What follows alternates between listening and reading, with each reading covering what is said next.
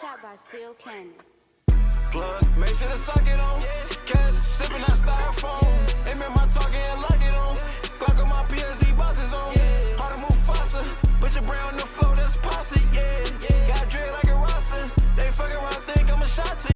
Sup? No.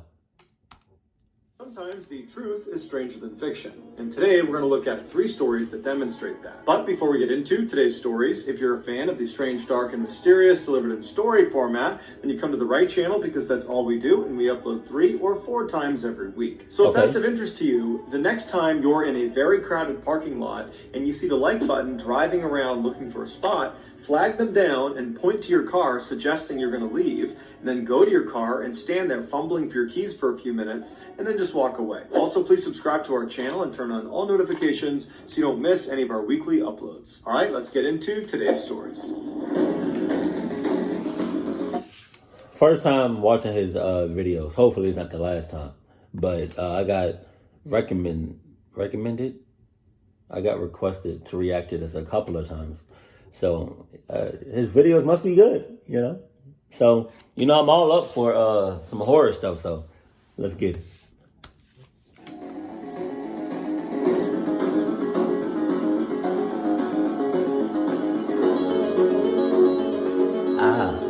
In 1918, during World War I, British soldier Henry Tandy found himself stationed inside of a trench in northern France. By this point, Henry was already considered a war hero, and he would go on to become the most decorated British soldier in World War I. But That's a fine, good-looking man right there. Just saying. No pauses. Words are not what he is remembered for. On September 28th of that year, after a long day of fighting, Henry was propped up on the edge of his trench looking out towards the German line. It was dark and quiet, and there was mist in the air, and at some point, Henry noticed a figure way off in the distance walking towards him. Henry instinctively raised his rifle, but he didn't pull the trigger. He wanted to make sure who he was shooting was his enemy, because it could be one of their own men who got wounded and was making his way back to the trench. And so Henry's looking down his gun, staring at the sky, waiting to figure out who he is, and after a few seconds, out of the mist walks a badly wounded German soldier, so it is his enemy, but he wasn't carrying a weapon, and he didn't appear to understand he was walking directly into Henry's sights. Henry aimed his rifle right at this German man's heart, but he didn't pull the trigger, and the man just continued to walk directly towards Henry until he got about 30 meters away, at which point he stopped and looked up and realized his mistake. But instead of trying to run away, he just stood there and stared at Henry, seeming to accept the fact that he was about to die. Now, Henry had shot many men during the war so far, but he just could not bring himself to shoot this unarmed, wounded German who just looked kind of pathetic. And so with Henry's gun still up... I think right there, I think that's a human thing. I don't know. Or, I don't know, because I think I would do that. To be honest, like, keep it a stat, keep it 100, keep it, like, to be honest, I think I would do that. I've never shot a gun before. I've never injured someone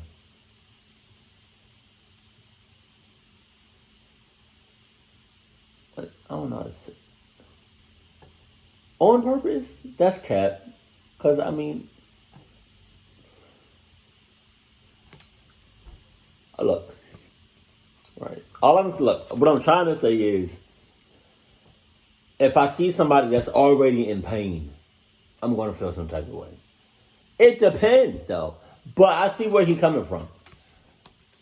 Left, and he glanced to his right to make sure nobody was watching. None of his comrades were going to see this. And then he lowered his gun. And then Henry and this German man just stared at each other for a while until the German man just nodded his thanks, turned around, and wandered back into the mist out of sight. The man Henry had just saved was Adolf Hitler.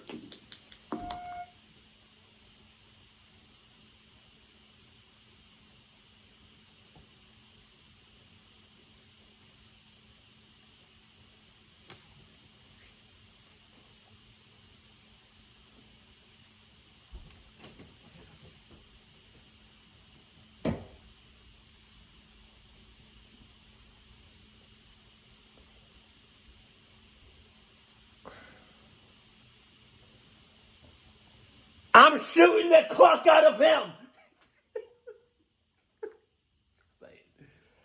I'm saying, like, guardian angel. I believe in those. But yeah, hell yeah. You know, I mean, I don't know. Maybe he didn't look like Adolf Hitler at that time. I'm just saying, cluck all of that. Nah. We're in a war zone. I'm killing everybody, including my man. Cluck is you talking about? Adolf, man. Who mans is that? In the early morning hours of June 10th, 1994, Deborah Hoyt suddenly woke up in the middle of the night. She and her husband... Deborah Hoyt. were staying with relatives in Sacramento, California, and they were supposed to be there for the next couple of days. But as she was sitting there, she had this overwhelming urge to want to leave right then and there and head back to their home in Lake Tahoe. Because she didn't really know what to make of this overwhelming feeling, she shook her husband awake and told him about it. She thought that maybe something was wrong, and he said, you know what, you probably just had a bad dream and you're kind of waking up still half in your dream. It's not a big deal, just go back to bed. I'm sure everything is totally fine. And in the morning, if you still want to, I'd be happy to leave. And so Deborah said, yeah, you're right. I'm totally overreacting. I'm sure it was just a dream. And she laid back down to try to go back to sleep. But as she laid there, that sense of dread that something was wrong and that she had to leave right now, it was just growing and growing and growing until she just jumped out of the bed. She's just standing in the room and she says to her husband, honey, we got to go right now. I don't know what's wrong, but we got to go right now. And her husband did not want to go. And he said, the husband is nah. The husband is either sus or in cahoots. If baby girl, my girlfriend, soon to be wife, right? If she was to say that shit to me first time, we up and going. Deborah, get back in bed. It's not a big deal. But she was adamant. She said, get out of bed. We're leaving right now. And so begrudgingly, her husband said, okay, we'll leave right now. And so the two of them hastily packed up and then went downstairs and left a note for their relatives explaining their absence. And then they got in their car and they drove off. After a little while, the couple reached a very dangerous section of their journey back home. It was called Bullion Bend, and it was a very windy road up in the mountains where one wrong turn and you're going flying down the side of a mountain. After driving through this area... Why even make roads like that? Unless you're going to have some sort of barriers. You know, some sort of like safety jumps. But like, why build a road like that if you can just... You know, a couple of inches, you turn your wheel a couple of inches to the left or the right and it's wraps. Why make a road like that? Because they want to cluck people up. Sons of snitches, glitches, ditches. 15 minutes, they rounded a particularly sharp turn, and as soon as they made the turn and could look down the road, Deborah, who was in the passenger seat, she saw up ahead on the right, off the side of the road several feet, something that was just lying there on the side of the road. She didn't know what it was. She thought it was maybe a bag or some trash or maybe a dead animal. And at first she was just going to dismiss it. But as her husband drove closer and closer to it, the light began to illuminate it. And she looked at it and couldn't really discern what it was until they were right next to it. And she looked out her window and she noticed it was a woman's body, a woman who had no clothes on, who was just lying there totally motionless. And Deborah immediately turns to her husband and says, honey, I just saw a dead woman on the side of the road. And her husband immediately is kind of... And her husband immediately said, okay. And I'm still driving. Cluck, you talking about? I'm not about to be clucked up. I don't care. I'm not going to do it. Doesn't slow down. He just keeps driving and says, hey, should we stop? Should we turn around? I mean, maybe she's not dead. Maybe we can help her. But Deborah at this point is now terrified. And she's saying, no, keep going. Don't go back. I bet it's a trap. Someone probably put her there and they're going to lure us in and they're going to attack us if we try to stop and help her. And so that's all I'm saying. He took the word right out of my mouth. This kind of chaotic, frenzied reaction that Deborah and her husband are having, they decide that their best course of action is just to drive on and find the next payphone and call the police. And it just so happened that less than a quarter of a mile away was a ranger station with a phone. And so they pull into the parking lot and Deborah calls the police. The police tell her to wait inside of her car and they'll be out in a couple of minutes and they're going to need her to bring them up to where she saw this body. Wait a minute. Wait a minute. Something is not adding up. A mile away was a ranger. Hold on. Reaction that Deborah and her husband are having, they decide that their best course of action is just to drive on and find the next payphone and call the police. And it just so happened that less than a quarter of a mile away was a ranger station with a phone. Less than a quarter mile away. Give or take about 0.4 miles. Next to a ranger station. 0.4 miles? A quarter mile? You can walk that, no problem. That's close as shit. Wait a minute. You telling me that body was that close and no rangers, no officers, no security saw that shit? It's a little sus. So they pull into the parking lot and Deborah calls the police. The police tell her to wait inside of her car and they'll be out in a couple of minutes and they're going to need her to bring them up to where she saw this body. So a couple of minutes goes by, the police show up, and they tell them to drive back up the road, but stop about 200 yards short of where you believe this woman's body is. And so Deborah and her husband, they get back in the car, they drive back up the road where they came from, and right at this point where the road turned very sharply is where Deborah knew on the other side of this turn would be this body. And so they pulled over on the side of the road, the police came up on their side, and they said, yep, right around the corner, you're going to find her lying on the ground on the left side. And so Deborah and her husband are just sitting in the car watching as the police go up, they make that turn, and they kind of disappear out of sight, and then they see their spotlight moving around on the other side of this turn, and so they figure, okay, they're looking for the body. But after several minutes, the police came back down the road, and they stopped next to Deborah's car, and they said, you know what, guys? We didn't see anything up there. There wasn't a body. There wasn't anything out of the ordinary. And Deborah would say to police, I'm not lying. I know what I saw. It was a... That's why. I mean, I believe you. Right? If you came to me and said that, I would automatically believe you. Right? I'm not just going to go to where you saw that. For obvious reasons. I don't want to get clucked up in the ass. But I'll take your word for it. I believe you. This is why we're in a day and age that we can, well, I mean, I don't know if they had phones like we have. I don't know if they had camera phones back then. But like right now, we're in a day and age that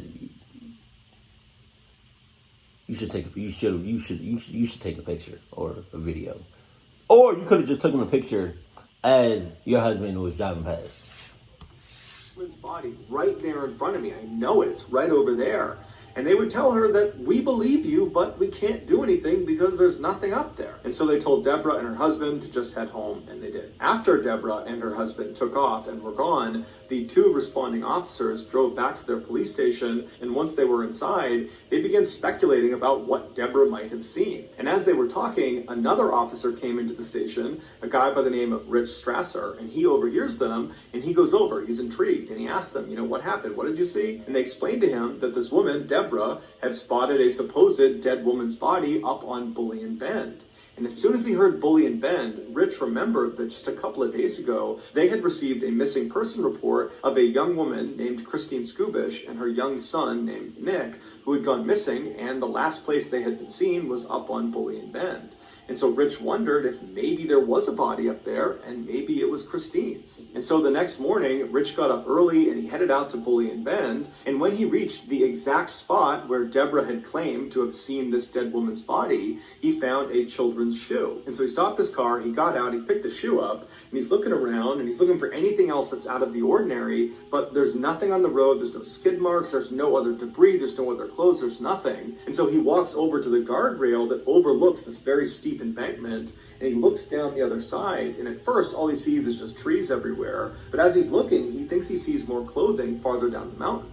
And so he climbs over the guardrail and he very carefully maneuvers his way down. And after only a couple of seconds, he reaches a clearing in the branches and the trees, and he can see down to where the train kind of levels off. And right down there is a smashed up red 4-door sedan. It was the same type of car that Christine Skubish had been driving when she went missing. And so Rich ran down the mountain, following debris all the way to this wrecked car. He goes around to the driver's side and he looks inside, and there in the driver's seat is Christine Skubish, and unfortunately she was deceased. And then on the passenger seat is her son, Nicky, and he is alive, but barely. He had gone 5 days without food or water. And doctors would say when Rich found him, he probably only had about 1, maybe 2 hours before he would have died as well. Authorities believe Christine fell asleep at the wheel and she drove off that embankment. Initially, Rich believed Deborah must have seen Christine when she was driving through the mountains and saw that woman on the side of the road. After her accident, Christine must have gotten out of her car and then climbed up that embankment and then laid on the road, hoping someone would see her. And then when no one stopped for her, she went back down to her car where she ultimately died. But according to the coroner, that would have been impossible because when Christine crashed off the road, she died on impact 5 days before Deborah saw that woman on the side of the road. So it could not have been Christine. To this day, no one knows for sure who or what Deborah saw on the side of the road. But it is objectively true that Rich only investigated Bully and Bend and found Nicky alive because of Deborah's police report about this dead woman on the side of the road. And Deborah was only on that road because she'd had this totally weird middle of the night urge to suddenly leave a relative's house and drive up into the mountains, something she had never felt before and didn't really know how to explain. So either this is an extremely strange set of circumstances, or Nicky had a guardian angel. Wow. Kentucky Fried Chicken.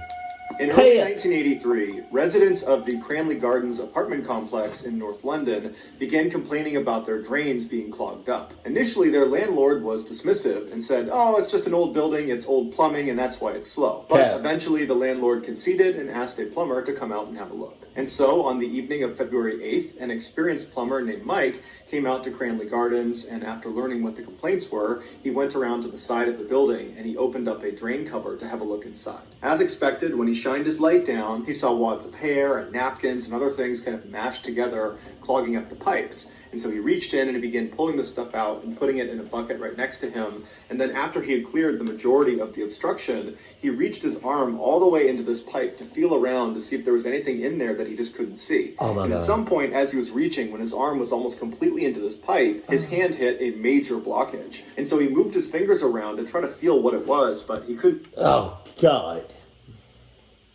I kind of see where this is going. This is this. Ew.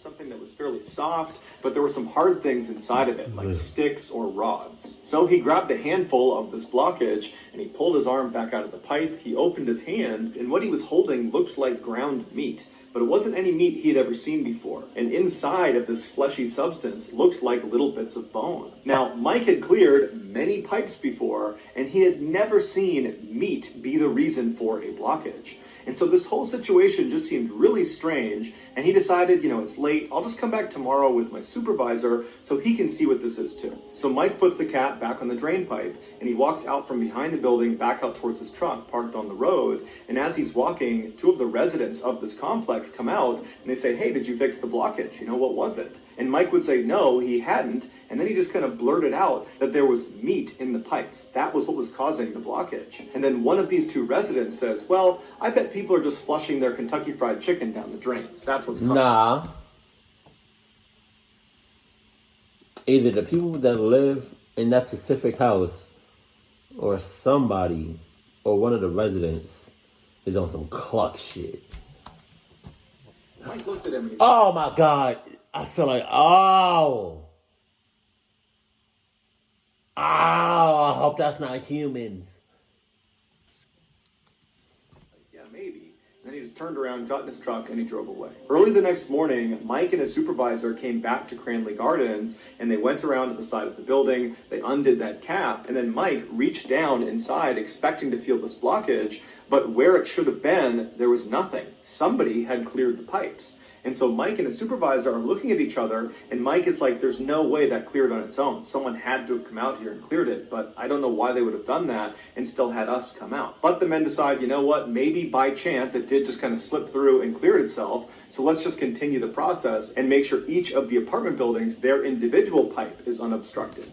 And when they checked these pipes, they found all of them were clear except for one, apartment number 23, whose pipe was blocked up with more of this meaty substance. Mike and his partner were already very suspicious of the fact that someone had snuck out here in the middle of the night and cleared the pipe. Probably. They didn't know if that happened, but it seemed likely. And now they're finding more of this weird meat substance coming from a particular apartment. And so the whole situation just seemed off. And so they told the landlord that they were not going to touch this. Somebody else had to come out and deal with this. And the landlord, after finding out there was meat jammed in the pipes, got really freaked out and called the police. The police showed up, they pulled this meat substance out of the pipes, and they sent it to a mortuary where a pathologist looked at it and said, this is meat. It's human meat. And in particular, the stuff that was pulled out of apartment number 23's pipes is that of a human neck. So the police go back to Cranley Gardens, they go up to apartment number 23, they knock on the door, and when the door opens, they're hit with this overwhelming stench of just rotting flesh.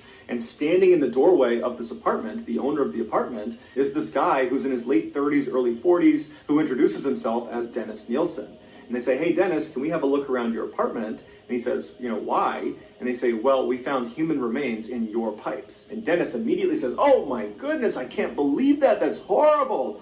But the police are not buying it. And they say, you know what, Dennis? Tell us where the rest of the body is. And at this, Dennis suddenly went expressionless, emotionless, and he just turns around and he points into his bedroom and he says, it's in 2 plastic bags in my closet. And so before the police go into his apartment to go inspect these bags, they say, Dennis, are there any other bodies in your apartment that we should know about?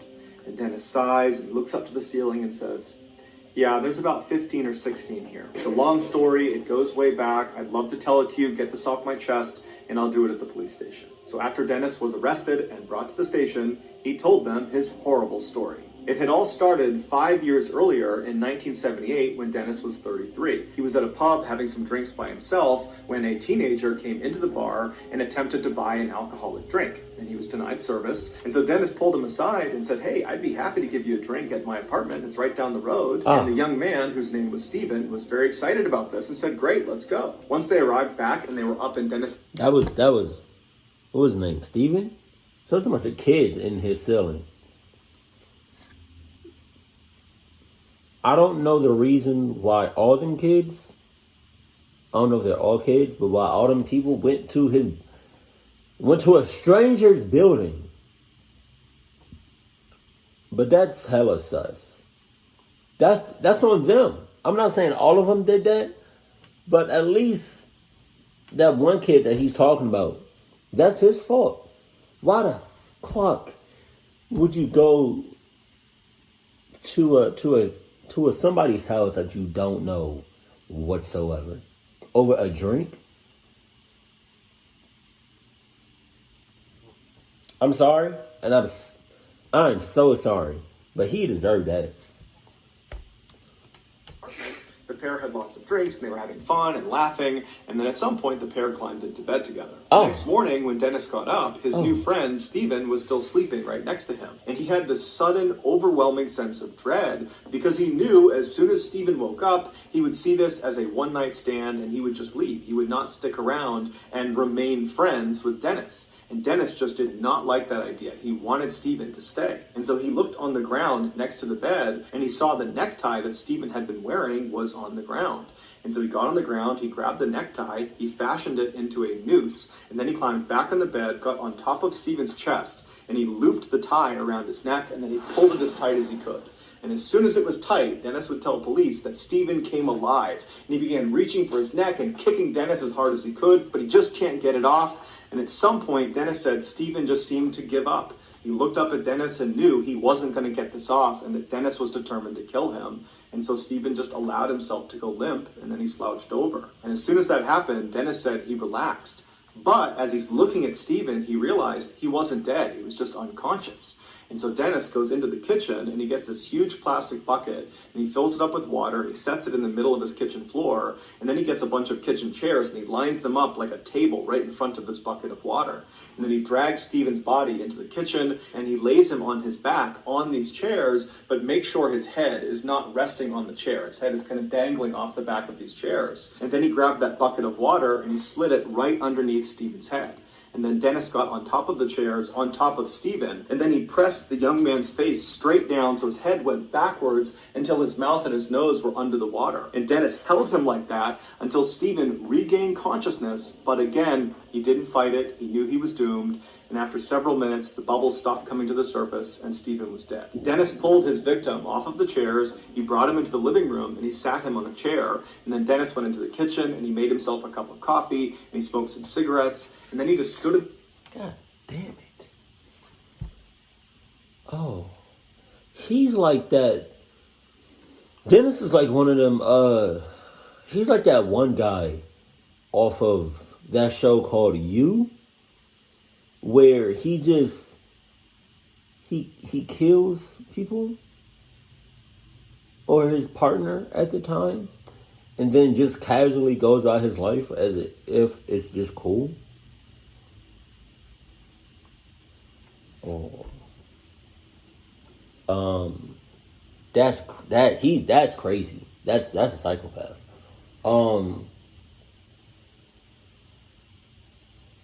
I got some things to say.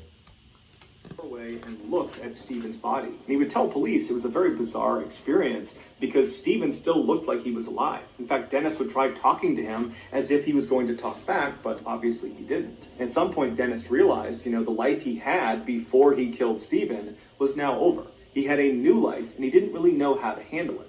And so the first thing he thought to do was to clean Stephen. So he took Stephen's body and he brought him into the bathroom and he gave him a very long bath, cleaned his body, cleaned his hair, and then afterwards he got him out, he dressed him and put him into his bed, and then Dennis climbed into bed with him and laid with him. And he would tell police as he laid there, he suddenly felt overjoyed. Stephen was not going to leave him. He was going to stay here as long as Dennis wanted him to. After laying with him for some time, Dennis realized he had to find a way to hide Stephen's body in his apartment so no one could find him. And so he left his apartment and he went to a hardware store where he got an electric knife and a big storage bin.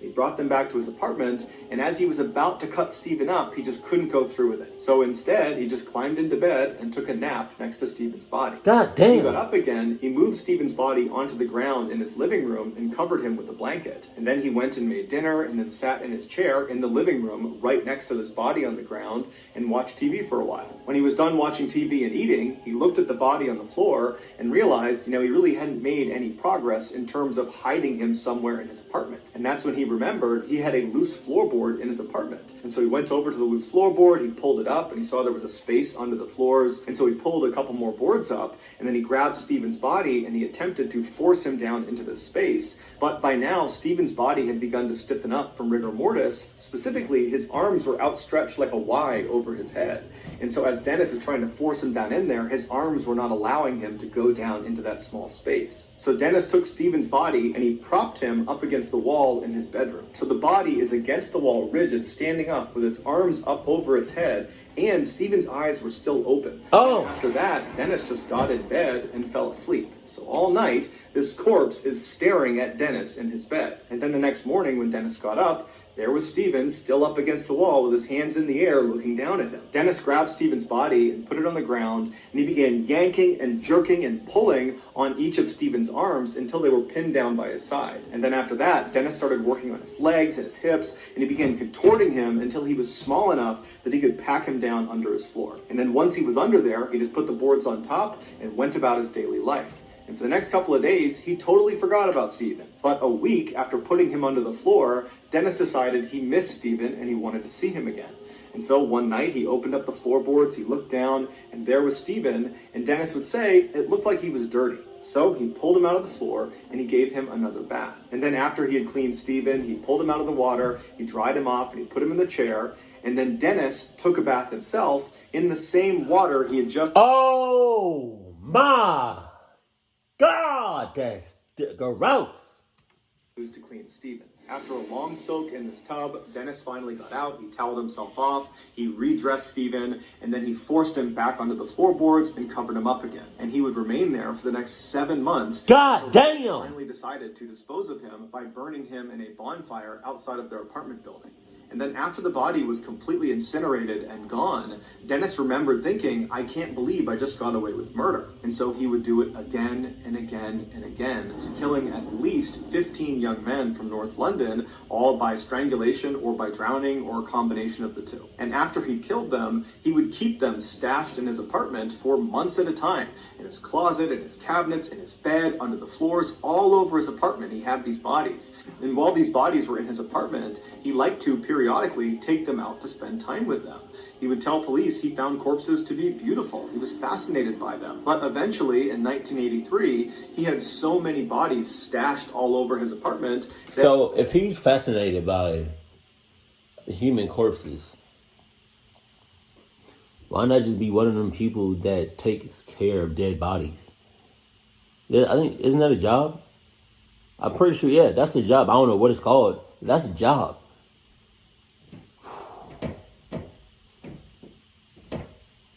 You telling me he didn't think about that shit? He could have did that and made, I don't know how much they get paid, but you know what I mean? You could have been getting paid regardless. You could have gotten paid and still been hanging around dead bodies. Legally.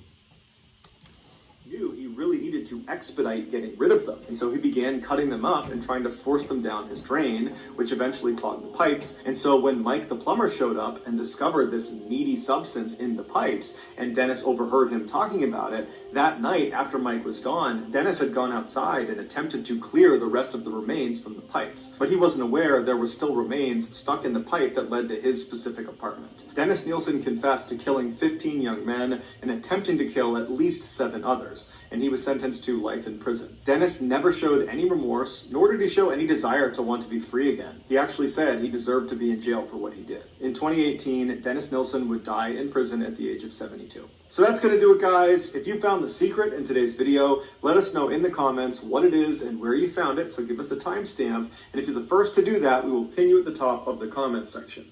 If you got something out of today's video and you haven't done this already, the next time you're in a very crowded parking lot and you see the like button driving around looking for a spot, flag them down and point to your parked car as if you're going to leave, and then go over to your car and spend a few minutes fumbling for your keys before just walking away. Also, please subscribe to our channel and turn on all notifications so you don't miss any of our weekly 3 or 4 video uploads. If you want to get in touch with me, you can direct message me on Instagram or on Twitter. My username for both platforms is the same. It's JohnBallen416. I also have a ton of content over on TikTok where my username is MrBallen. I also have a second YouTube channel called MrBallen Shorts, where I post random short videos and lost episodes. If you have a story suggestion, please submit it to our subreddit just called MrBallen. It's linked in the description below. So whether I see you on Instagram, Twitter, TikTok, Reddit, YouTube, or some combination, just know that I really appreciate your support, and until next time, that's going to do it. See you.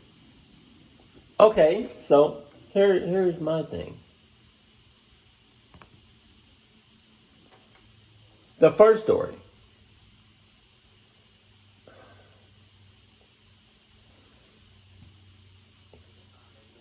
What? No.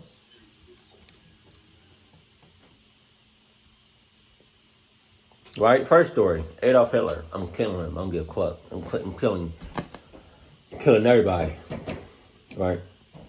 Second story. Yeah, I think that was evidence, or yeah, I think she definitely saw a guardian angel. It's crazy as hell, though. That's got to be something. So I don't think that angel would have shown up on camera, regardless if she took a photo or a video. I don't know. I've never done that before, but if I do see a guardian angel, I might just take a picture or a video. I don't know. I would like to, but I don't know if that's going to happen. because, you know, I might be just, I might be just caught up in the moment, you know what I mean? Third story. Damn. And nobody suspected anything. That's crazy. It makes you really think about the people that it makes you really think about your neighbors. You know? But some things I want to say about that story. So, in that story, he said Dennis was on the boy's chest, holding him down.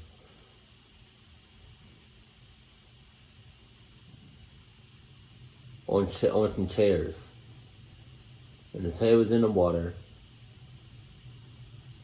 So I'm guessing he was kind of weak when he regained consciousness, because more often than not, chairs are lightweight and they're kind of flimsy. Some are kind of I don't know the specifics on the chairs that he used, but I'm pretty sure he could have did something, you know, moved a certain way. I don't know how he was on his chest, but I feel like he could have moved a certain way, and Dennis probably would have slipped, and then that could have been his opportunity of saving his life. Another thing about story number 3. So he burned, right? He burned the first boy in the fire, turned to ashes. So why not keep burning all the bodies? I'm not saying that's what I would do. I'm just saying that's if we burning the bodies to the ashes, I don't know if you can, you know what I mean? I don't know if you could get results or DNA. I don't know if you can from ashes, but he wasn't the brightest, you know, murderer. I'm just saying. But yeah, that's ridiculous. Yeah, I can see why you wanted me to react to this specific story from MrBallen. Is that how you say it? Ballen? But if there's any other videos that you want me to react to from his channel, let me know that in the comment section below. And if there's any other videos in general you want me to react to, let me know that in the comment section below. Keep it cool. Keep it classy. And I love you. Stay happy. My friend.